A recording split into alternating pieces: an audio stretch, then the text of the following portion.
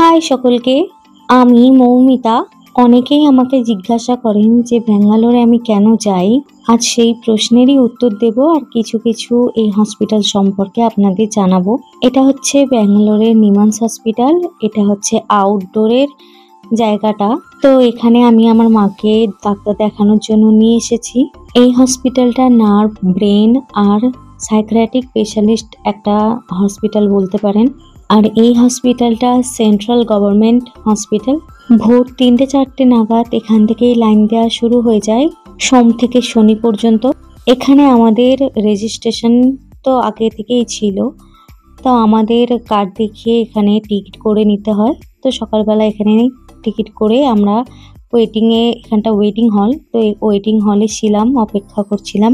এখান থেকেই টোকেন নাম্বারটা বলে আপনাদের ভিতরে এন্ট্রি করাবে।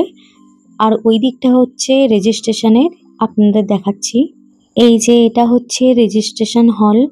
আপনারা যারা নতুন ডক্টর দেখাবেন তাদের এখানেই প্রথমে রেজিস্ট্রেশন করতে হবে। এই দেখুন ওখানে লেখা আছে।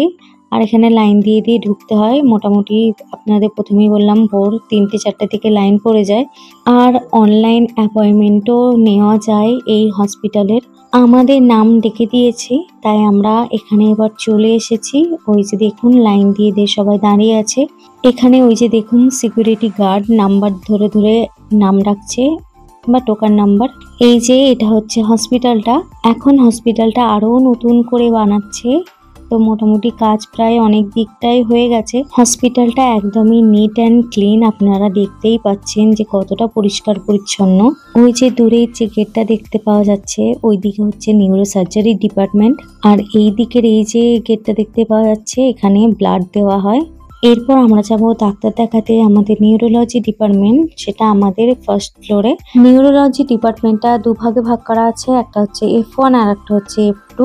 ডাক্তার দেখানো আমাদের হয়ে গেছে, আমরা এবার বেরিয়ে পড়েছি। আর দেখুন বেরিয়ে দেখছি যে এখানে খাবার দাবার দেওয়া হচ্ছিল।